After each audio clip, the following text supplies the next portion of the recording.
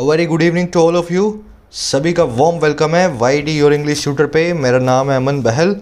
आज सुबह का द हिंदू का फर्स्ट एडिटोरियल हम पढ़ने वाले हैं। ब्रेकिंग द आइस इसका टाइटल है। यह आर्टिकल लिखा हुआ है इंडिया और अमेरिका के ट्रेड पॉलिसी रिश्तों पे, है ना, आपसी में कैसे दोनों कंट्रीज ट्रेड करने वाली हैं आने वाले वक्त में। आज का मैं क्विज़ दिखा देता हूँ आपको। अगले आधे घंटे में आप जो भी सीखोगे बैंकिंग एसएससी के मैंने क्वेश्चंस बना दिए उसके ऊपर। मन से सीखो और 5 में से 5 मार्क्स लो। इस क्विज़ को आप अभी भी एक ट्राई दे सकते हो। क्लास के लास्ट में मैं आपको इसका सोल्यूशन करवा दूंगा। ज़रूर से ट्राई करना इसको, ठीक है। चलो आओ कुछ नया सीखते हैं।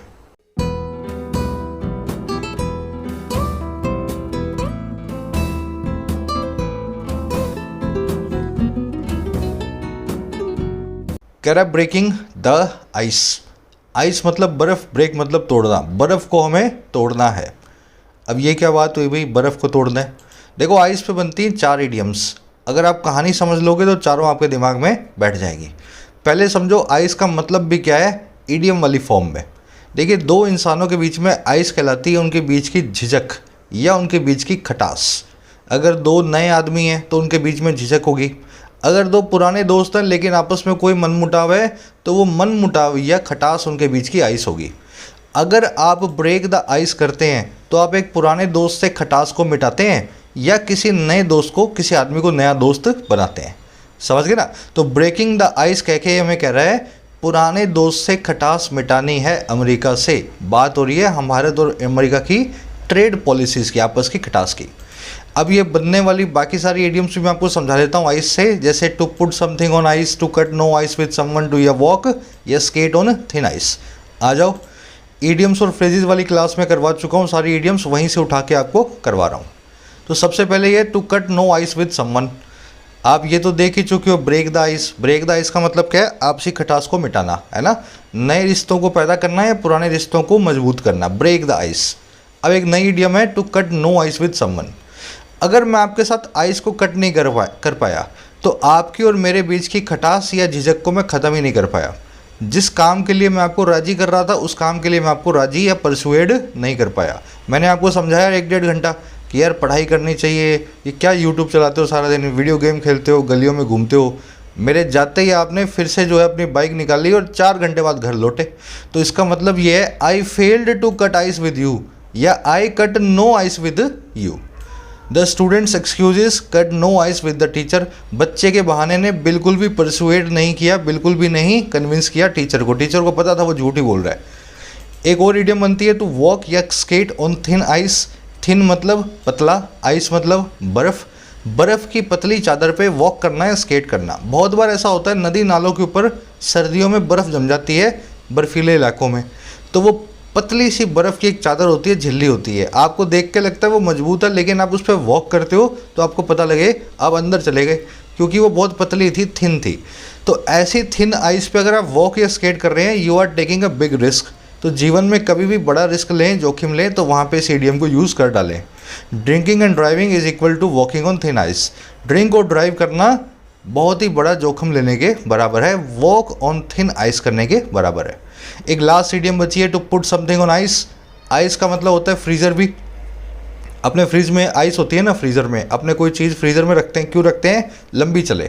जैसे आपने आइसक्रीम रख दी ला करके ख़राब ना हो। तो जब भी कोई चीज़ आप आइस में रखते हैं यानी कि फ्रीज़र में रखते हैं, आप चाहते हैं वो आने वाले वक्त में वो मेरे काम आए। अगर आपने किसी प्लान को आइस पे रखा है, किसी सिचुएशन को आइस पे रखा है, तो आप उसको डिले कर रहे हो, आने वाले वक्त के लिए जो है पोस्टपोन कर रहे हो। इसको हिंदी में बोलते हैं ठंडे बस्ते में डालना। Many companies have put their expansion plans on ice after the pandemic. बहुत सारी कंपनीज ने अपने एक्सपेंशन प्लान को आइस पे डाल दिया है, ठंडे बस्ते में डाल दिया है पैंडमिक के बाद। तो करेंगे एक्सपेंशन लेकिन जब काफ़ी वक्त बीत जाने के बाद, अभी पैंडमिक के बाद उन्होंने सोचा कि अभी एक्सपेंशन नहीं करेंगे। तो ये 4 इडियम बनती हैं सर आइस से, याद रखनी है आपको, है ना। अब आगे बढ़ेंगे, फटाफट से आ जाओ टाइटल पैराग्राफ से क्या कहना चाह रहा है, फटाफट देखते हैं। कह रहा है reviving the US India trade policy forum is a chance to break vicious cycle in economic ties. कह रहा है रिवाइव करने का जो काम है, फिर से जान फूंकने का जो काम है, जिंदा करने का जो काम है, अमेरिका और भारत के ट्रेड पॉलिसी को, इस फोरम को, US India trade policy forum. Forum का मतलब होता है मंच, है ना, प्लेटफॉर्म। कह रहे ये जो रिवाइव करने का काम है ना, इस प्रकार के एक अग्रीमेंट को, कह रहे वो एक चांस है, एक मौका है कि हम ब्रेक कर सकें इकोनॉमिक टाइज में, व्यापारिक रिश्तों में विशियस साइकिल को। आ गया समझ में? तो रिवाइव कर दो, इससे यही होगा, इकोनॉमिक रिश्ते सुधरेंगे और इस विशियस साइकिल नाम की बला को हम ब्रेक कर पाएंगे। अब इस सेंटेंस को देखेंगे ध्यान से। पहले देखते हैं विशियस साइकिल क्या होता है। विशियस साइकिल को हिंदी बोलते हैं कुचक्र, chain reaction, bad but unending cycle, domino effect भी बोलते हैं। मैं आपको एग्जांपल देता हूँ। India battles a vicious cycle of illiteracy and poverty. India एक कुचक्र को, जो है अशिक्षा और गरीबी, इलिटरेसी एंड पॉवर्टी, उसको बैटल कर रहा है, उससे लड़ाई कर रहा है। अब इसका मतलब ये है, इलिटरेसी की वजह से पॉवर्टी होती है, अशिक्षा की वजह से गरीबी होती है और गरीबी की वजह से अशिक्षा होती है। जब ये दोनों चीज़ें आपस में मिल जाती हैं ना, तो एक साइकिल बना देती है, एक चक्र बना देती हैं। आपको समझ ही नहीं आएगा मैं पहले अशिक्षा को दूर करूं या पहले गरीबी को दूर करूं। तो ये चक्कर ऐसा होगा जो घमचक्कर बना देगा, इसी को बोलते हैं विशियस साइकिल। आ गया समझ में? ऐसी चीज़ जो कुचक्कर की तरह हो, आपको समझ ही ना आए उसको सॉल्व कैसे करना है। तो यही विशियस साइकिल हमारे व्यापारिक रिश्तों में भी चल रहा है। अगर रिवाइव कर दिया इस मंच को, इस फोरम को, तो ये एक चांस है इस साइकिल को तोड़ने का। रिवाइविंग का सब्जेक्ट है, वर्ब की आईएनजी फॉर्म जीरंड कहलाती है। सब्जेक्ट जब बन जाए उसकी वर्ब हमेशा सिंगुलर होगी, तो रिवाइविंग की वर्ब है सिंगुलर में इज। सब्जेक्ट ग्रीन कलर में, वर्ब्स पिंक कलर में, पूरे आर्टिकल में इसी तरीके से मार्क्ड है। आपको सब्जेक्ट वर्ब को जरूर पकड़ना है अगर अंडरस्टैंडिंग को चाहते हो बूस्ट करना। आगे बढ़ें, चलो। फोरम का प्लूरल क्या होगा? आप सभी से क्वेश्चन है, बहुत पुराने हो आप, काफ़ी दिनों से पढ़ रहे हो, है ना, चैनल पे। फोरम का प्लूरल क्या होगा? ज़रूर से कोशिश करना, कमेंट्स में डालना, याद होना चाहिए आपको।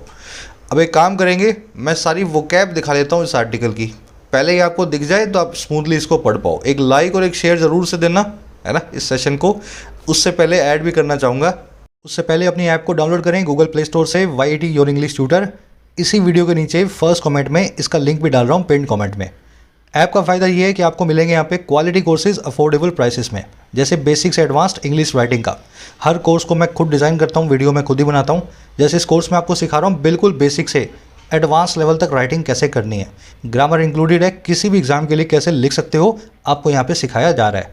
जब भी आप कोर्सेज ज्वाइन करते हैं आपको डे 1 से, यानी फर्स्ट वीडियो से ही एक्सेस मिलेगा। इस कोर्स की कीमत है 699, आपको मिलता है 499 में YAT 200 कोड को यूज़ करके। प्राइसेस बढ़ेंगे, GST लगना शुरू होने वाला है, उससे पहले फ़ायदा उठा सकते हो। बैंकिंग का कोर्स भी है, clerical PO, prelims plus mains. यहाँ पे मैं आपको प्रैक्टिस करवाता हूँ, जो आपने अभी तक सीखा है उसको कैसे पेपर के अंदर प्रैक्टिस करना है, हर तरह के क्वेश्चंस को कैसे सॉल्व करना है। इस कोर्स की कीमत है 199, आपको मिलता है 125 में YAT कॉम्बो कोड को यूज़ करके। 10 दिनों की एडिशनल वैलिडिटी भी मिल रही है इसी कोड के साथ, है ना, यूज़ कर लेना इसको। SSC का कोर्स भी है, प्रीलिम्स का, बैंकिंग का प्रीलिम्स भी अलग से 50-50 रुपये में, आप इनका फ़ायदा भी उठा सकते हो। ऐप रिलेटेड कोई भी क्वेरी हो इस नंबर पर व्हाट्सअप करें, आपको रिप्लाई मिल जाएगा। चलिए, ये अपना आज का जो है वोकैब है। पुराने नए बहुत सारे वर्ड्स हैं अपने पास, जैसे वर्ड है मैकेनेशन, एक नया वर्ड है। रिटेलिएट पुराना है, ट्रेड या मेक बाब्स पुराना है, एम्बिट तो बहुत ही पुराना है, एनविसेज बहुत पहले कर चुके हैं और लिव अप टू कल परसों ही किया था। सबसे पहले नया वाला वर्ड देख लें आज, मैकेनेशन। ये लिखा जाता है मशीनेशन, लेकिन बोलते हैं इसको मैकेनेशन। थोड़ा सा मैं ना जूम इन कर देता हूँ, चलो। मैकेनेशन बोला जा रहा है मैकेनेशन और लिखा गया है मशीनेशन, है ना। मैकेनेशन वर्ड बना है मैकियावेली नाम के एक आदमी से। मैकियावेली था वेस्ट का चाणक्य, वेस्ट का कौटिल्य। कौटिल्य चाणक्य वो आदमी था जो डिप्लोमेसी में बड़ा माहिर था इंडिया में, है ना। तो मैकेनेशन का मतलब होता है हाई लेवल की डिप्लोमेसी। जो मैकियावेली करता था उसके कामों को कहते हैं मैकेनेशन, है ना। तो टैक्टिक्स बोल दो, मैन्यूवर बोल दो, दांव पेच बोल दो, मैकेनेशन का मतलब होता है दांव पेच हिंदी में। The party was accused of several machinations to secure the elections। Party पे आरोप लगे थे कई दांव पेचों के इलेक्शंस में जीत हासिल करने के लिए, सिक्योर करने के लिए इलेक्शंस को। प्लॉटिंग या कबाल भी बोलते हैं, कबाल एक एडवांस सिनोनिम है इसका, CABAL, कबाल, है ना, दांव पेच। एक वर्ड अपने पास नया आज, पुराना वाला तो ये नया वाला था, अब एक पुराने वाला वर्ड अपने पास रिटेलिएट। इसका मतलब होता है जवाबी हमला करना, to give a counter reply. आपने मुझे मारा एक, मैंने आपको मारे 3, तो ये क्या किया मैंने, रिटेलिएट किया, है ना। पहले आपने छेड़ा फिर मैंने मारा। तो जब छेड़म छाड़ पे जब अपने सामने से करते हैं ना, तो उसको रिटेलिएशन बोलते हैं।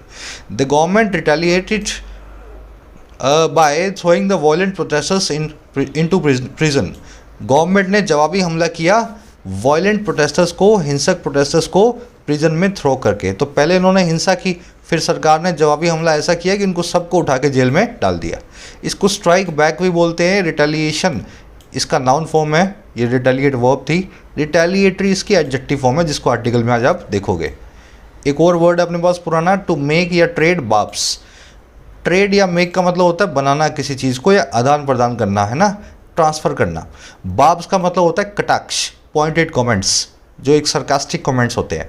अगर आप ट्रेड बाब्स कर रहे हो या मेक बाब्स कर रहे हो तो आप पॉइंटेड कमेंट्स एक दूसरे पे मार रहे हो। The whole session remains unproductive with the ruling and opposition party trading barbs with each other. पूरा का पूरा सेशन जो है अनप्रोडक्टिव रहा क्योंकि सत्ता दल और जो अपोजिशन है दोनों पार्टियां जो है आपस में ट्रेड बाब्स कर रही थी, एक दूसरे पे कटाक्ष कर रही थी। इसको स्क्वेबल या रेक्रिमिनेट भी करना बोलते हैं। स्क्वेबल और रेक्रिमिनेट, एक दूसरे पे कटाक्ष करना। एक वर्ड और है पुराना अपने पास, एम्बिट, दायरा बोल दो, स्कोप बोल दो। Law making powers on police and agriculture fall under the ambit of states of India. कानून बनाने की ताकतें पुलिस पे और खेती पे दायरे में आती हैं स्टेट्स ऑफ इंडिया, भारत के राज्यों के। Purview, orbit, jurisdiction, remit, sphere. तो स्फीयर नाम का इसका जो सिनोनिम है एम्बिट का, दायरे का, आज आप देखने वाले हो, स्फीयर। अपने पास एक और पुराना वर्ड है एनविसिस। एनविसिस का मतलब होता है विजुलाइज करना, पिक्चराइज करना, किसी चीज़ को सोचना। It is difficult to envisage the consequences of another pandemic. ये बड़ा मुश्किल है सोचना, विजुलाइज करना नतीजों को एक और पैंडमिक के, एक और महामारी के। एक हो गई बहुत है, दूसरी नहीं झेल पाएंगे। तो इमेजिन या अज्यूम इसके सिनोनिम है, एनविसिस को आज आप आर्टिकल में देखोगे। लिव अप टू आप जानते हो, खरा उतरना, फुलफिल करना, ऑनर करना किसी की आशाओं को, किसी कमिटमेंट को, किसी वादे को। Paytm IPO crashed on the day of listing and failed to live up to the expectations of the investors। Paytm का IPO ढह गया अपने लिस्टिंग के डे पे और नाकामयाब रहा लिव अप टू करने में, खरा उतरने में आशाओं पे इन्वेस्टर्स की, निवेशकों की। तो ये 5 वर्ड्स हैं अपने आज के आर्टिकल में, आप इन पे खास जो है फोकस रखना। देखिए समरी टाइम किस बारे में लिखा हुआ पता लगे। डोनाल्ड ट्रंप मशहूर थे अपने जो है कार्यकाल में ट्रेड वॉर शुरू करने के लिए। प्रोटेक्शनिस्ट पॉलिसी वो अपनाते थे, अमेरिकन बिजनेसेस को फ़ायदा पहुंचाया जाए और बाहर के बिजनेसेस को थोड़ा सा दबा के रखा जाए। और कुछ ऐसा काम करने में इंडियन गवर्नमेंट भी बड़ी माहिर है। अब इन दोनों के बीच में झगड़ा चल रहा था, हालांकि दोनों दोस्त थे, डोनाल्ड ट्रंप और नरेंद्र मोदी, लेकिन ट्रेड के मामलों में दोनों के बीच में झगड़ा था। ये झगड़ा इतना बढ़ गया कि उससे निकलने का कोई रास्ता हमें दिखाई नहीं दे रहा। अब इस झगड़े से निकलने का एक रास्ता हमें दिखा है जब US की ट्रेड रिप्रेजेंटेटिव जो बाइडेन की सरकार के अंदर इंडिया में आई है। हमारा आर्टिकल ये कह रहा है कि अब जैसे ही इंडिया में आई है, इसने मुसीबतों को समझा इंडिया की, अमेरिका की परेशानियों को भी इंडिया को बताया है, तो दोनों को मिलकर काम करना चाहिए। एक वापस पुराना रिश्ता जो है उसको जो है फिर से खड़ा करना चाहिए जो ट्रेड पॉलिसी के ऊपर आधारित था। तो डोनाल्ड ट्रंप जा चुके हैं, इस शीत युद्ध को ख़त्म किया जाए, नए रिश्तों को पैदा किया जाए। US इंडिया का सबसे बड़ा ट्रेडिंग पार्टनर है, इस रिश्ते को आगे बढ़ाया जा सकता है। समझ गए? तो पुराने रिश्तों को ब्रेक द आइस करना है और नए रिश्तों को पैदा करना है अमेरिका के साथ। यही आज की समरी है। आज की टोन है ऑप्टिमिस्टिक, ऑप्टिमिज्म दिखा रहा है कि अच्छा हो सकता है अगर कोशिश की जाए तो।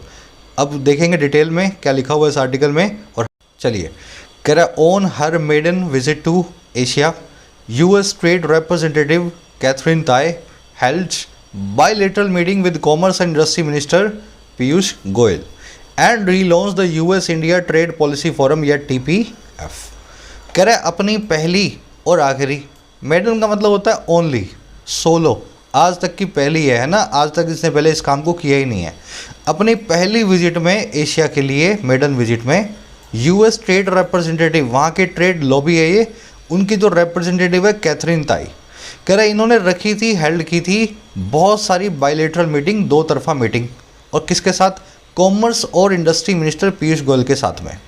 और इन्होंने रीलॉन्च किया, फिर से लॉन्च कर दिया इस ट्रेडिंग पॉलिसी फोरम को, US India trade policy forum या TPF को। आगे समझ में? तो पहली बार एशिया में आई, और जब एशिया में इंडिया में आई तो पीयूष गोयल के साथ मिलकर इस TPF को फिर से जिंदा किया जो ट्रंप के वक्त में ख़त्म हो चुका था। ट्रेड पॉलिसी कैथरीन ताई की, US ट्रेड रिप्रेजेंटेटिव कैथरीन ताई की वो है हेल्ड। किसी भी चीज़ को आप होल्ड करते हो, कन्वीन करते हो, ऑर्गेनाइज करते हो, एक मीटिंग, समिट या कॉन्फ्रेंस को, वो एक ही बात है। मीटिंग, सबमिट या कॉन्फ्रेंस अगर होल्ड करो, कन्वीन करो, ऑर्गेनाइज करो, तीनों का मतलब है किसी सभा को आयोजित करना, है ना। बायलेटरल मतलब दो तरफा जिसमें दो लोग हों, दो पार्टीज हों। यूनिलेटरल मतलब एक तरफा जिसमें एक ही पार्टी हो। मल्टीलेटरल मतलब कई तरफा जिसमें कई सारी पार्टीज हो। समथिंग हैविंग सेवरल एस्पेक्ट्स, है ना। Unilateral, bilateral, multilateral. ट्राइलेटरल भी बना सकते हो। चलिए आगे बढ़ते हैं। कैथरीन ताई की दूसरी वर्ब है रीलॉन्च्ड। सब्जेक्ट वर्ब को पकड़ते जाना। कह रहा है a lot has transpired in the Indo-US economic partnership in the 4 years since the TPF was last convened, from machinations towards a free trade agreement to the failure to even reach a mini trade deal towards the latter half of the Donald Trump administration days। अब बता रहे हैं हमारी history क्या है America और India की जब ट्रेड कॉमर्स की बात होती है। कह रहा है अलॉट बहुत सारा कुछ, अलॉट पे भी फिर से आएंगे रुक के। कह रहा है अलॉट बहुत कुछ ट्रांसपायर कर चुका है। ट्रांसपायर जो है हैपन या अकर का एक एडवांस जो है सिनोनिम है। ट्रांसपायर का मतलब है किसी चीज़ का टेक प्लेस करना। कह रहा है बहुत कुछ हो चुका है, अलॉट हैज ट्रांसपायर्ड। और किस में? भारत अमेरिका की इकोनॉमिक पार्टनरशिप में 4 सालों में। और कब से? जब से लास्ट टीपीएफ कन्वीन किया गया था, लास्ट ऐसी मीटिंग आयोजित की गई थी, है ना, बायलेटरल मीटिंग। अब देखो क्या क्या हुआ है। ये हुआ है इन दाम पेचों से लेकर के, मैकेनिज्म से लेकर के जो थे टुवर्ड्स की तरफ एक फ्री ट्रेड एग्रीमेंट के। कह रहा है एक तो यहाँ से लेकर के, है ना, दाम पेच किए गए और ये हुए कहाँ तक? उस नाकामयाबी तक, फेलियर तक जो यहाँ तक कि रीच करने पे थे एक छोटी सी ट्रेड डील पे। और किस वक्त? लेटर हाफ की तरफ। लेटर हाफ का मतलब होता है बाद वाला हाफ। डोनाल्ड ट्रंप के 4 साल थे ना, तो शुरू के 2 साल नहीं, बाद वाले 2 साल में, लेटर हाफ में। तो बाद वाले 2 साल में डोनाल्ड ट्रंप के एडमिनिस्ट्रेशन के डेज में। तो इतना कुछ हुआ है। पहले ट्रेड डील दोनों कंट्रीज़ के बीच में थी, वो टूट गई। फिर हमने दांव पेच किए कि फिर से ट्रेड एग्रीमेंट करें। फिर यहाँ तक इतना भी हम फेल हो गए कि एक छोटी सी डील भी नहीं कर पाए, मिनी ट्रेड डील भी नहीं कर पाए डोनाल्ड ट्रंप के आखिरी 2 सालों में। हालांकि दोनों जो हैं लीडर्स एक दूसरे के दोस्त हैं, इस मामले पे दोस्ती नहीं निभा पाए। समझ गए? तो इतना कुछ हुआ है। अलॉट की वर्ब होगी हैज़ ट्रांसपायर्ड। द टीपीएफ की वर्ब है, जो वर्ब है वॉज लास्ट कन्वीन्ड, है ना, पैसिव वॉइस में। मैकेनेशन मैंने आपको समझा दिया, मैक्या वाली से बना है। टैक्टिक्स या मैन्यूवर को बोलते हैं मैकेनेशन। मैकेनेशन का एक सिनोनिम तो नहीं बोलूँगा मैं, मतलब मिलता जुलता वर्ड है मैकेनाइजेशन। देखो स्पेलिंग तो दोनों की अलग है, लेकिन अगर बोलने में जाओ ना तो ये मैकेनेशन है और ये मैकेनाइजेशन है। इसका मीनिंग आपको पता होना चाहिए, 2-3 दिन पहले ही बताया था, सोचो एक बार। चलो, आपने मैकेनिकल सुना होगा ना, मैकेनिकल इंजीनियरिंग भी होती है। मैकेनाइजेशन का मतलब होता है किसी चीज़ में मैकेनिक्स को जो है इस्तेमाल करना, ऑटोमेशन को लाना। पहले हाथ से काम करते थे, फिर मशीन ले आए, ऑटोमेशन कर दिया। मशीनों का, मैकेनिकल जो है चीज़ों का यूज़ करना शुरू किया, इसको कहते हैं ज़्यादा मशीनों का यूज़ करना कहलाता है मैकेनाइजेशन। मैकेनेशन दांव पेच, मैकेनाइजेशन मतलब मशीनों का इस्तेमाल। तो ये दोनों अलग वर्ड्स हैं। चलिए आगे बढ़ें। ये मैन्यूवर की स्पेलिंग याद करना, मैं एक बार हटा देता हूँ। याद करने का तरीका, ये स्पेलिंग बहुत अच्छी स्पेलिंग है ना, इस पर क्वेश्चन बनते हैं, बहुत बार देखोगे मैन्यूवर की। अब इसको बोलोगे मैनो, मैनो EUVVRE, समझ गए? ऐसे बनता है वर्ड। मैं आपको स्पेलिंग दिखा देता हूँ डिक्शनरी में भी, मैनो EUVRE। अब देखो गलती क्या होती है। ये तो आप मैन्यूवर तो समझ गए कैसे लिखा जाएगा, मैनो यूवर। याद रखना लास्ट में VRE आएगा, VER नहीं आएगा। अब इसकी एक दूसरी स्पेलिंग भी है ना, मिलती जुलती। उसमें क्या होता है? ओ नहीं आता, ओ नहीं आता, और लास्ट में आता है ER। तो ये तो है अमेरिकन मैन्यूवर। मैन्यूवर ये आपसे पूछी नहीं जाएगी, मतलब एग्ज़ाम में कम यूज़ करना। ये तो होती है अमेरिकन, और जो ब्रिटिश है जो हम यूज़ करते हैं वो ये वाली मैनो EUVRE। तो याद क्या रखना है? अमेरिकन में VER आता है, ओ भी नहीं आता, और जो हम यूज़ करते हैं ब्रिटिश वाली उसमें ओ आता है और लास्ट में आता है VRE। याद कर सकते हो, स्पेलिंग को याद करो। मैं तो इसी तरीके से याद करके बैठा हूँ, मैन्यूवर, मैन्यूवर, है ना, मैन्यूवर को मैन्यूवर। चलो, बहुत क्वेश्चन मिलेंगे एग्जाम पे इसी स्पेलिंग के ऊपर। आ जाओ आगे। कह रहा है instead of progress there were setbacks including raised import tariffs and the withdrawal of benefits to Indian exporters under the US generalise system of preferences या GSP which triggered retaliatory trade barbs. कह रहा है progress की बजाय instead of progress हुआ क्या? वहाँ पे बहुत सारी सेटबैक्स थे, बहुत सारी जो नाकामयाबियाँ थी, है ना। कह रहा है जिसमें शामिल था बढ़ा हुआ इंपोर्ट टैरिफ और विड्रॉल था बेनिफिट्स का इंडियन एक्सपोर्टर्स को, जो फ़ायदे मिलते थे उनको हटा दिया गया था इंडियन एक्सपोर्टर्स को, जो फ़ायदे थे सारे के सारे यूएस के जीएसपी सिस्टम में, जनरलाइज सिस्टम ऑफ प्रेफरेंसेस में। कह रहा है जिसने ट्रिगर भी कर दिया रिटेलिएटरी ट्रेड वार्स को, रिटेलिएटरी मतलब जवाबी हमले में, और ट्रेड वार्स का मतलब है ऐसे वार्स जो ट्रेड के नाम पे होते हैं। यहाँ पे ट्रेड वार्स वर्ब नहीं है जो आपने यहाँ सीखा है, ट्रेड वार्स ये मैंने आपको बताया था लेकिन ये वर्ब फॉर्म में था, है ना। ट्रेड करना, वार्ब्स को एक दूसरे से आदान प्रदान करना, ट्रेड का मतलब आदान प्रदान। यहाँ पे ट्रेड वार्ब्स एक नाउन है, रिटेलिएटरी ट्रेड वार्ब्स, ऐसे वार्ब्स जो ट्रेड के नाम पे थे, हमले किए गए रिटेलिएशन में इंडिया की तरफ से भी। अमेरिका ने इंडिया को इससे निकाला, इंडिया ने व्यापार के अंदर अमेरिका पे टैक्स लगाना शुरू कर दिया, ट्रेड वार्ब्स शुरू कर दिए। समझ गए। सेंटेंस की स्ट्रक्चर, सेटबैक्स की वर्ब है वर, सेटबैक्स का मतलब होता है नाकामयाबी का झटका, है ना, मेजर फेलियर और उसका रिजल्टेंट शॉक। चलो मेजर फेलियर को तो सेटबैक बोलेंगे, माइनर फेलियर को क्या बोलेंगे भाई? मेजर फेलियर तो सेटबैक, माइनर फेलियर इसको बोलते हैं ब्लिप। एडिटोरियल में आता है वर्ड, बहुत बार आ चुका है ना, छोटा सा फेलियर छोटा सा शॉक होता है ब्लिप। चलो विच की वर्ब है ट्रिगर्ड। कह रहा है that marquee American businesses Harley Davidson and Ford have left India has not helped optics, even if their motivations may not have been solely linked to difficult trade norms। कह रहा है ये बात की, दैट कौन सी बात भाई, कि बड़े बड़े लीडिंग जो अमेरिकन बिजनेसेस हैं, जो मार्की का मतलब होता है फ्लैगशिप, है ना, बड़े बड़े, तो बड़े बड़े जो लीडिंग जो अमेरिका के ट्रेडमार्क बिजनेसेस हैं, कौन कौन से? हार्ले डेविडसन और फोर्ड। कह रहा है वो छोड़ चुके हैं इंडिया को, जा चुके हैं इंडिया से।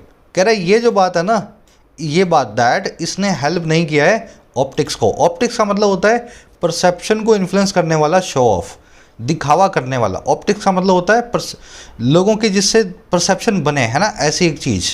तो कह रहा है ये दोनों चीज़ों ने भी बिल्कुल भी हेल्प नहीं किया दिखावा करने में, इसने सही चीज़ों को नहीं दिख रखा है लोगों के सामने। यहाँ तक कि अगर इवन इफ उनके जो मोटिवेशन थे वो नहीं रहे हों, मे नॉट हैव बिन, पूरी तरह से अकेले अकेले जुड़े हुए link too difficult trade norm से। तो हार्ले डेविडसन और फोर्ड यहाँ से चले गए इंडिया से, बड़े बड़े अमेरिकन बिजनेसेस हैं, अमेरिका और इंडिया के बीच में ट्रेड वॉर चल रही है। तो भले ही ये इंडिया के बीच में ट्रेड वॉर के चलते ना गए हों, इनका मोटिवेशन डिफ़िकल्ट ट्रेड नॉर्म्स ना हो, लेकिन फिर भी ये चीज़ देखने में बहुत ही बुरी लगती है। देखने में लगता है दोनों कंट्रीज़ के रिश्ते जो हैं और बिगड़ रहे हैं ट्रेड के मामले में। आगे समझ में सेंटेंस का मीनिंग। दैट की वर्ब है has not helped, American businesses की वर्ब है हैव लेफ्ट, मार्की का मतलब होता है pre eminent, most important, leading. ये नॉर्थ अमेरिकन वर्ड है, आप इसको बहुत कम देखोगे लिटरेचर में, है ना, इंडिया के अंदर।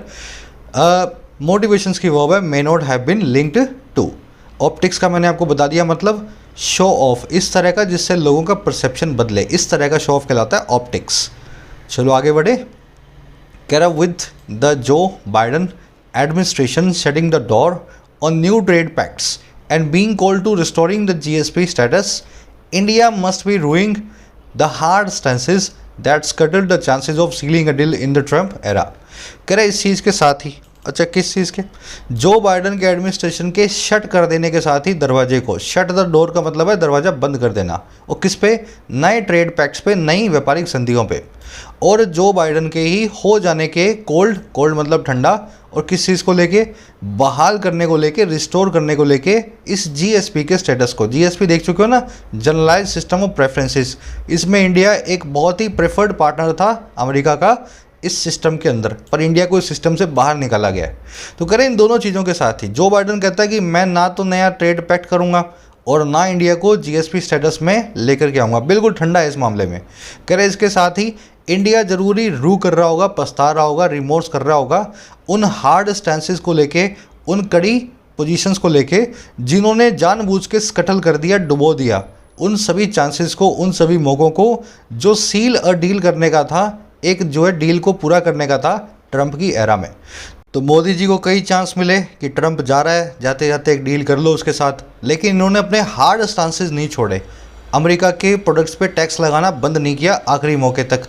अब जब ट्रंप चला गया, बाइडन बिल्कुल तैयार ही नहीं है किसी भी करने के लिए, किसी भी नई चीज़ को, तो इंडिया ज़रूरी पछता रहा होगा कि ट्रंप के टाइम हार्ड स्टांस ना लेते, जानबूझ के अपने चांसेस को ना डुबोते। आगे समझ में।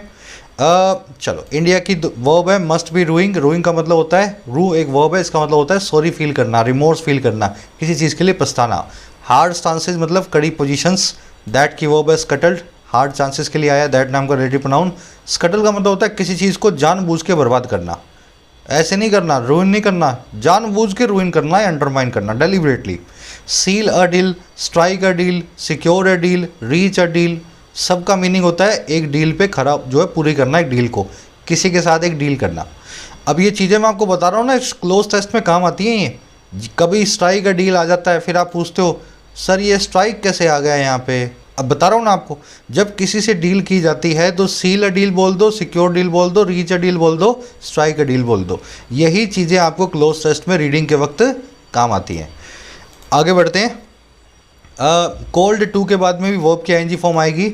हमने इसको यहाँ पे कर दिया ऐड, कहाँ पे, अपने इस स्क्रीनशॉट में। हर वो फ्रेज हमने यहाँ डाल रखा है जहाँ पे टू के बाद में नाउन या जीरेंड आता है, तो यहाँ पे कोल्ड टू को भी ऐड कर दिया, कोल्ड टू प्लस में नाउन या फिर जीरेंड। चलिए आगे बढ़े। कह रहा miss ties visit offers a fresh recent chance. तो मिस टाई की जो विजिट है वो देती है एक नए रिसेट के चांस को। तो जो हो गया फिर से नए रिश्तों को तैयार करो, रीसेट करो, एक चांस आपको मिला है। कह रहे GST restoration she said could be considered while nudging India to set targets for tariff reductions and easing market access across sectors। कह रहे जीएसटी का जो रेस्टोरेशन है, जीएसपी का जो बहाली है, इस सिस्टम के अंदर आपकी जो वापसी है इंडिया की, कह रहे इसने बोला, इस लेडी ने, कि ये कंसीडर की जा सकती है। और कब बोला? इंडिया को नज करते हुए कि वो सेट करे टारगेट्स को, टैरिफ में रिडक्शंस की, कर में टैक्स में कमी की, और ईज करने की मार्केट के एक्सेस को, मार्केट की पहुंच को हर सेक्टर में, अक्रॉस सेक्टर्स। तो जब इससे पूछा गया ना जीएसपी का क्या, तो कह रहे हम कंसीडर कर सकते हैं अगर इंडिया ये टारगेट्स पूरे कर दे, इस सेक्टर में, इस अमेरिकन प्रोडक्ट पे, इस अमेरिकन कार और मोटरसाइकिल पे टैक्स को कम कर दे। तो करना तो आखिर में यही पड़ेगा इंडिया को। रेस्टोरेशन की वर्ब है कुड बी कंसीडर्ड, सी की वर्ब है हैज सेट। नज का मतलब होता है पुश करना, ड्राइव करना। नजिंग यहाँ पे पीपीएस से है, पीपीएस से का काम कर रहा है। जब इसने इंडिया को बोला कि हम कंसीडर कर सकते हैं, उसी वक्त ही इंडिया को नज भी कर रही थी, पुश भी कर रही थी कि ये टारगेट्स आप बनाओ, कब तक इनको पूरा करोगे हमें बताओ। समझ में आ गया? बढ़े आगे। कह रहा the TPF statement also outlines the sectors and good services that need quick attention. कह रहा जो टीपीएफ पे स्टेटमेंट है, इस फॉरम पे जो स्टेटमेंट है, ये साथ ही साथ आउटलाइन भी करती है। आउटलाइन का मतलब होता है किसी चीज़ की शेप बनाना, किसी चीज़ को शेप देना। तो ये साथ ही साथ शेप भी देती है उन सेक्टर्स को और गुड्स एंड सर्विसेज को जो कि ज़रूरत है, जिनको क्विक अटेंशन की, फटाफट जो है अटेंशन की। तो कई सेक्टर्स में गुड्स एंड सर्विसेज को बहुत ज़रूरत है कि दोनों कंट्रीज अटेंशन दें, वहाँ पे ट्रेड जो है बड़ा सफ़र कर रहा है। तो इस स्टेटमेंट ने उन सेक्टर्स को भी आउटलाइन कर दिया है। आउटलाइन वो नाम के वर्ड को देख लेना, ये टीपीएफ स्टेटमेंट नाम के सब्जेक्ट की वर्ब है, दैट की वर्ब है नीड। आउटलाइन का मतलब होता है ले आउट करना, डिलीनिएट करना, किसी चीज़ को जो है शेप देना। समझ गए ना? बाहरी शेप देना, पूरा ना बताना, बस बाहर की शेप दे देना कहलाता है आउटलाइन करना। अब देखो, एक वन वर्ड बनता है आउटलाइन से। किसी भी चीज़ की शेप को कहते क्या है? एन आउटलाइन या शेप ऑफ समथिंग। बहुत अच्छा वर्ड है, स्पेलिंग भी बड़ी खतरनाक सी है, टेढ़ी मेढ़ी, और वर्ड भी बहुत अच्छा है। कोशिश करो, किसी चीज़ की शेप को क्या कहते हैं? चलिए देखिए, शेप को हम बोलते हैं सल्यूट। अब लिखा कैसे जाता है? थोड़ा अजीब सा लिखा जाता है, सिल, HOUETTE। अजीब सा वर्ड है थोड़ा सा। इसको बोलने में क्या आता है? सल्यूट। और लिखने में क्या आता है? लिखने में सर आता है सिल्योटी। मैंने तो ऐसे याद किया हुआ, इसका स्पेलिंग बहुत अच्छी है इसकी, देख लेना, SILHOUETTE, लास्ट में डबल टी आएगा। किसी भी चीज़ की शेप कहलाती है सल्यूट। चलो, स्पेलिंग का क्वेश्चन ज़्यादा है, ये वन वर्ड कम है, सल्यूट। आगे बढ़ेंगे, आ जाओ। कह रहा whether misgivings may have existed at the beginning of the Biden administration, Miss Tai's visit that follows trips by US की US secretaries indicates US interest in engaging with India in significant spheres. कह रहा what ever जो भी मिसगिविंग्स exist करती हों, मिसगिविंग्स का मतलब होता है आपसी जो है एक दूसरे पे डिस्ट्रस्ट, है ना, गलत फहमी बोलते हैं इसको हिंदी में। कह रहे जो भी गलत फहमियाँ एग्जिस्ट करती हों, है ना, रही हों, वट एवर। और कब? शुरुआत में बाइडेन एडमिनिस्ट्रेशन के। कह रहे मिस ताई की जो विजिट है, जो फॉलो करती है ट्रिप्स को कई सारी विजिट्स को बहुत ही इंपॉर्टेंट यूएस के सेक्रेटरीज के द्वारा। कह रहे ये विजिट जो है ना इंडिकेट करती है अमेरिका की रुचि को, इंटरेस्ट को, इंगेजमेंट को भारत से बातचीत करने में, इंगेज करने में विद इंडिया बहुत बड़े बड़े स्पीयर्स में, बहुत बड़े बड़े क्षेत्रों में, दायरों में। अगर समझ में तो थी शुरुआत में गलतफहमियां, लेकिन अब ताई की विजिट से ये पता लगता है कि अमेरिका इंटरेस्टेड है गलतफहमियों को भुला के आगे बढ़ने में। मिसगिविंग्स की वर्ब है मे हैव एग्जिस्टेड, ताई की विजिट की वर्ब है इंडिकेट्स, दैट की वर्ब है फॉलोज। मिसगिविंग को एप्रीहेंशन भी बोलते हैं, डिस्ट्रस्ट भी बोलते हैं, सस्पिशन भी बोलते हैं गलतफहमियों को। स्फीयर आप जानते हो, दायरा, क्षेत्र, जुरिस्डिक्शन, डोमेन, है ना, एरिया। चलो आगे बढ़ते हैं। कह रहे that it looks at India as a key partner in rebuilding critical supply chains in a post-pandemic world, seeking to cut its dependence on China is clear from its desire for integration in areas such as health, medical devices and pharma। कह रहा है ये बात की, that यहाँ पे एक subject है, मैं इसको सब सही कलर दे देता हूँ, है ना। कह रहा है दैट ये बात की, ये अमेरिका जो है देखता है इंडिया की तरफ, लुक्स एट इंडिया, एक बहुत ही इंपॉर्टेंट पार्टनर के तौर पे, जो पार्टनर है रीबिल्ड करने में क्रिटिकल सप्लाई की चेन्स को एक पोस्ट पैंडमिक वर्ल्ड में, पैंडमिक के बाद की दुनिया में। कह रहा है ये बात की, कह रहा है ये वो वाला वर्ड है जो सीख कर रहा है कट करने को, कोशिश कर रहा है कि वो ख़त्म कर दे, कट कर दे, छोटा कर दे अपनी डिपेंडेंस को चाइना पे अपनी निर्भरता को। कह रहे ये बात जो है ना ये बात है क्लियर, बड़ी साफ, इसके इस डिज़ायर से, अमेरिका की इस जो इच्छा से, जो है मेल जोल की, इंटीग्रेशन की, यूनिफिकेशन की इन एरियाज़ में, जैसे कि हेल्थ, मेडिकल डिवाइसेस और फार्मा। आगे समझ में तो ये वो एरियाज हैं जहाँ पे चाइना पे डिपेंड नहीं रहा जा सकता। तो ये बात जो है ना कि इंडिया को अमेरिका देखता है कि ये की पार्टनर बनेगा, है ना, चाइना पे डिपेंडेंस कट करने में, ये बात इससे साफ है। दैट की वर्ब है इज, इट की वर्ब है लुक्स, इट आया यूएस के लिए, लुक एट, जब भी किसी चीज़ की तरफ देखें लुक एट, है ना, डिपेंडेंस ऑन, रिलायंस ऑन, जिस भी चीज़ पे आप पे निर्भरता है। सीकिंग यहाँ पे एडजेक्टिव है, ये वो वाली दुनिया है जो कोशिश कर रही है, सीख कर रही है चाइना पे अपनी डिपेंडेंस कट करे। बढ़ेंगे आगे। कह रहा है India's pharma exports account for 40% of US's generic drugs supply and Ms. Tai has assuaged its concerns about delays in US regulatory inspections of pharma units। कह रहा अब ये एक और चीज़ हमें बताती है ये वाली बात, इंडिया के जो फार्मा एक्सपोर्ट्स हैं वो अकाउंट फॉर करते हैं, वो बराबर है, हिसाब देते हैं 40% अमेरिका की जेनेरिक जो है ड्रग की सप्लाई को लेके। जेनेरिक ड्रग वो ड्रग्स होती हैं जो बिना ब्रांड के होती हैं, वो दवाइयाँ जिन पे कुछ नाम नहीं होता लेकिन वो काम बड़े अच्छे से करती हैं, ना। तो इंडिया के एक्सपोर्ट्स जो हैं अमेरिका की 40% जेनेरिक दवाइयों को लाते हैं वहाँ के गरीब लोगों के लिए। और मिस ताई ने बहुत बड़े अच्छे से एस्यूएज किया है, मॉडिफाई किया है, पेसिफाई किया है, कम किया है इंडिया के कंसर्न्स को, चिंताओं को, जो है लेकर के डिलेज को, किसमें भाई, अमेरिका के रेगुलेटरी इंस्पेक्शंस में फार्मा यूनिट्स के। तो अमेरिका हर साल इंडिया में आएगा, वहाँ के रेगुलेटरी इंस्पेक्शन होंगे, वहाँ की कोई जो एजेंसी है इंडिया की फार्मा यूनिट्स की फैक्ट्री में जाएगी, वहाँ पे इंस्पेक्शन करेगी। तो वो इंस्पेक्शन में डिलेज आ रही हैं, उसकी वजह से एक्सपोर्ट्स रुक रहे हैं। तो इस ताई ने क्या बोला, ताई बोल के गई है कि हम जो है आपके कंसर्न्स को देख रहे हैं, जल्दी से जल्दी हमारी रेगुलेटरी एजेंसी जाएंगी ताकि आपके एक्सपोर्ट्स इंडिया अमेरिका को ना रुकें। आगे समझ में, एक्सपोर्ट्स की वो है अकाउंट फॉर का मतलब होता है बी रिस्पॉन्सिबल फॉर, जिम्मेवार होना। मिस ताई की वो है हैज़ एस्यूएज का मतलब होता है मरहम पट्टी करना, पेसिफाई, मॉलिफाई, एमिलियरेट, किसी भी मरहम घाव को या दर्द को कम करना। तो इस कंसर्न को एस्यूएज कर दिया है ताई ने। आगे बढ़ते हैं।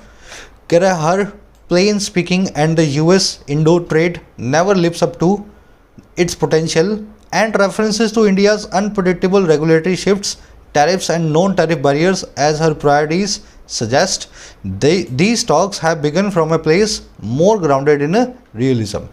कह रहा है उसका प्लेन स्पीकिंग, उसका बिल्कुल जो है सीधा सीधा बोलना। प्लेन स्पीकिंग का मतलब होता है आर्टिकुलेशन, साफ साफ बोलना किसी भी चीज़ को बिना जो है तोड़े मरोड़े। कह रहा है उसका जो सीधा सीधा बोलने का काम है बिना तोड़े मरोड़े, प्लेन स्पीकिंग।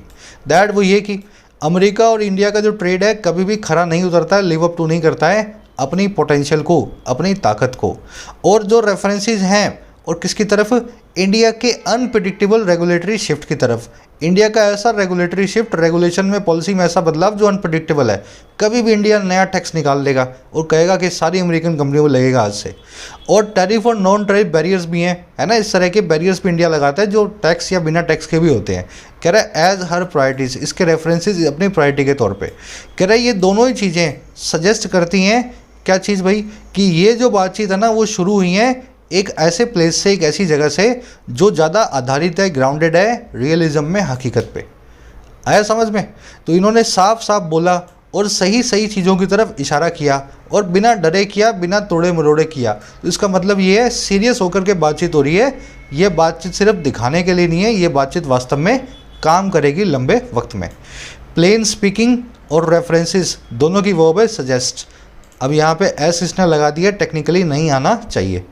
समझ में आ गया? प्लेन स्पीकिंग और एंड के बाद में रेफरेंसेस दोनों की वर्ब है सजेस्ट, एस नहीं आना चाहिए। इंडो यूएस ट्रेड की वर्ब है never really lives up to. Live up to आप जानते हैं आशाओं पे खरा उतरना। अच्छा, इसका बिल्कुल एंटोनिम क्या होता है? कल ही आया था, फॉल शॉर्ट ऑफ। लिख दो यहाँ, fall short of. Live up to का बिल्कुल उल्टा। पोटेंशियल मतलब ताकत, अनप्रेडिक्टेबल जिसको प्रेडिक्ट ना किया जा सके। टॉक्स की वर्ब है हैव बिगन, बिगिन। वर्ब की थर्ड फॉर्म है हैव के बाद। ग्राउंडेड मतलब बेस्ड, आधारित। रियलिज्म मतलब सच्चाई, हकीकत। This should serve as a wake up call for the government about its trade posture and spur a more open approach towards a market that will remain the most critical irrespective of the trade deals it is seeking with other nations। कह रहे ये चीज़ सर्व करनी चाहिए एक wake up call के तौर पे। Wake up call मतलब उठने की कॉल। हमारी सरकार के लिए नींद से जगने के कॉल होने चाहिए, ये जो तय करके गई है ना सारी बातें। और किस बारे में? हमारे ट्रेड पोस्चर को लेकर के, कैसे हम ट्रेड करते हैं, ट्रेड को लेकर क्या स्टांस या पोजीशन है। और इसी चीज़ को शुड स्पर भी करना चाहिए, मोटिवेट भी करना चाहिए एक ज़्यादा खुली अप्रोच को, एक ऐसी मार्केट के लिए, अमेरिका की मार्केट के लिए जो बनी रहेगी हमसे, हमारे लिए सबसे ज़्यादा क्रिटिकल। सबसे बड़ा ट्रेडिंग पार्टनर है हमारा अमेरिका, है ना, $100 बिलियन से पार चला गया है। तो ऐसी मार्केट के लिए जो सबसे ज़्यादा इंपॉर्टेंट हमारे लिए रहने वाली है, बिना तवज्जो दिए, विदाउट जो है रिगार्ड टू या रिस्पेक्टिव ऑफ जो ट्रेड डील्स हम सीख कर रहे हैं दूसरी नेशंस के साथ। तो किसी भी नेशंस के साथ कितनी भी डील कर लो आप, अमेरिका आपका सबसे बड़ा ट्रेडिंग पार्टनर है। तो ये सबसे मोस्ट क्रिटिकल जो मार्केट है उसके लिए ओपन अप्रोच लाने के लिए स्पर करेगा और सरकार को जगाने का भी काम करेगा ट्रेड पोस्चर को लेकर के। प्रोटेक्शनिज्म अमेरिका के सामने मत दिखाओ, क्योंकि वो भी यही करता है, आप दोनों जो ट्रेड वॉर में एक दूसरे से उलझते हो। दिस की वर्ब है should serve and should spur. Wake up call मतलब उठने की call. Trade posture, trade stance, trade position, किसी भी चीज़ को लेके आपकी क्या जो पोजीशन है। दैट की वर्ब है विल रिमेन, ये दैट आया मार्केट के लिए। इररिस्पेक्टिव होता है बिना तवज्जो दिए, विदाउट रिगार्ड टू। इट की वर्ब है इज सीकिंग। बड़े आगे कह रहा है while America stance on India's proposal on IPR waivers for the COVID-19 vaccine and medicines will be watched at the upcoming WTO ministerial, India must seize this fresh initiative with the US to cement its place in the new supply chains being envisaged. कह रहे जहाँ America का जो stance है India के proposal पे IPR के waiver को लेकर के, इंटेलेक्चुअल प्रॉपर्टी राइट्स के वेवर को लेके COVID-19 वैक्सीन और दवाइयों का, इंडिया बोलता है कि सारे वेवर कर दो, दवाइयाँ वैक्सीन कोई भी कंट्री कहीं भी बना सके, है ना, ऐसा आप कर दो।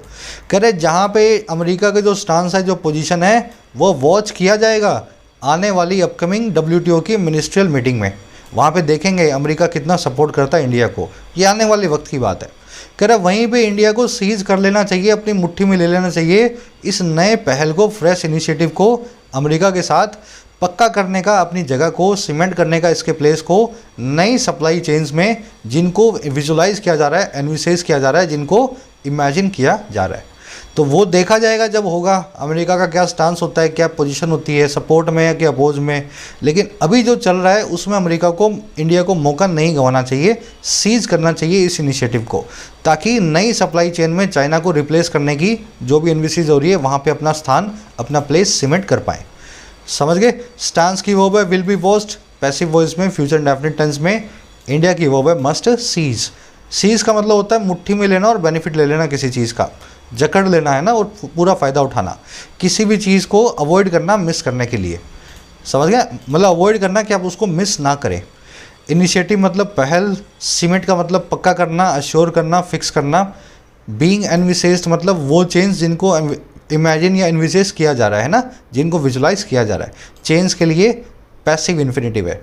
चलो अब यहाँ पे गलती की है मैंने जानबूझ के, क्या आप मुझे बता सकते हो क्या मैंने गलत लिखा हुआ है यहाँ? जिनको याद आएगा वो 10 सेकंड में आ जाएगा ना, इतना टाइम नहीं लगेगा। अवॉइड के बाद में इन्फिनेटिव नहीं आता, अवॉइड, मिस, है ना, कंसीडर, ये सारी जो हैं उस कैटेगरी की वर्ब है जिनके बाद में वर्ब की आईएनजी फॉर्म आती है। तो अवॉइड टू मिस नहीं लिखोगे, अवॉइड मिसिंग ही लिखोगे, वर्ब की आईएनजी फॉर्म जिरेंट लिखोगे। कह रहा है for starters it must proactively steer away from the protectionism that is leading the globalised world adrift. कह रहे शुरुआत के लिए इसको प्रोएक्टिवली स्टीयर अवे फ्रॉम करना चाहिए, इसको बढ़ चढ़ के, फॉर स्टार्टर्स शुरुआत के लिए, फॉर स्टार्टर्स प्रोएक्टिवली बढ़ चढ़ के मुड़ जाना चाहिए, स्टीयर अवे फ्रॉम करना चाहिए प्रोटेक्शनिज्म से, उन पॉलिसीज से जो प्रोटेक्ट करती हैं अपने व्यापारों को, है ना, भारत के व्यापारों को जो है प्रोटेक्ट करेंगे और बाहर के व्यापारों को डिस्करेज करेंगे। कह रहे ये वो प्रोटेक्शनिज्म है जो लीड कर रहा है पूरी ग्लोबलाइज्ड वर्ल्ड को, वैश्विक दुनिया को अड्रिफ्ट। अड्रिफ्ट का मतलब होता है धक्के खाने वाला, एमलेसली, इन रडरलेस मैनर, कोई डायरेक्शन नहीं है। तो पूरी दुनिया डायरेक्शन लेस हो रही है ग्लोबलाइज्ड वर्ल्ड, क्योंकि इंडिया और अमेरिका जैसे कुछ देश प्रोटेक्शनिज्म को बहुत फॉलो करते हैं, अपने यहाँ के व्यापारों को बचाने के लिए वैश्विक व्यापारों को तबाह करने को भी तैयार है। आया समझ में? 8 की वर्ब है must steer away, away from, है ना, steer away from, veer away from और टर्न अवे फ्रॉम। इसका मतलब तीनों का यही होता है किसी चीज़ से मुड़ जाना, किसी काम को डिसकंटिन्यू कर देना। प्रोटेक्शनिज्म के लिए आया दैट की वर्ब इज लीडिंग। अड्रिफ्ट का मतलब होता है ड्रिफ्टिंग इन एमलेस और रडरलेस और डायरेक्शनलेस मैनर, धक्के खाना, इधर उधर सही रास्ते पे ना होना। समझ गए? थोड़ा सा कॉम्प्लिकेटेड था वैसे, मुझे तो नहीं लगा, पर पढ़ाते पढ़ाते मुझे फील हुआ बीच में कुछ सेंटेंसेस थोड़े से कॉम्प्लेक्स बने हुए हैं, है ना। अब थोड़ा इजी भी हो गया होगा आपके लिए। आ जाओ फटाफट से अपने क्विज़ पे। शुरू के दोनों जो हैं मैंने बना दिए हैं आपके जो है स्पेलिंग एरर्स पे। मैन्यूवर और सल्यूट कैसे लिखोगे आपको यहाँ पे चूज़ करना है। आंसर डाल रहा हूँ फर्स्ट कमेंट में इसी वीडियो के नीचे, वहाँ से चेक कर लेना, है ना। कोशिश करो लिखने की, स्पेलिंग तभी सही होगी जब पेपर पे लिखोगे। ऐसे देख देख के स्पेलिंग कभी भी नहीं सीख पाओगे। मैथमेटिक्स की तरह है ये, मैथ्स कभी भी देख करके नहीं सीखी जाती, पेपर पे करके आएगी, है ना। स्पेलिंग भी ऐसे ही आती है। यहाँ पे अलॉट को एक वर्ब देनी है आपको, करेक्ट वर्ब, सिंगुलर दोगे, प्लूरल दोगे, एक्टिव दोगे या पैसिव दोगे। और यहाँ पे आपको बताना है आइस वाली कौन सी ईडियम फिक्स की जाएगी। पढ़ लो आराम से, इसको फिलर है ये, है ना, डबल फिलर्स हैं। कौन सी आइस वाली ईडियम को यहाँ पे आप घुसा सकते हो मीनिंग के हिसाब से। एप्रीहेंशन, सस्पिशन जो होता है दो पार्टीज़ के बीच में गलत फहमी के लिए कौन सा वर्ड यूज़ किया जाता है। मैकेनेशन, ट्रांसपायर, मिसगिविंग्स या बाप्स। सब कुछ ईजी है, सब कुछ सीख चुके हो। फर्स्ट कमेंट से आंसर्स को चेक करो और मुझे बताओ आउट ऑफ 5 आपको कितने मार्क्स मिले। मुलाकात होगी कल की वीडियो में, कल के सेशन में। कोई भी कोर्सेज रिलेटेड आपके पास क्वेरी हो, ऐप रिलेटेड, इस नंबर पे डाल सकते हो, व्हाट्सएप करना, है ना। Until then signing out.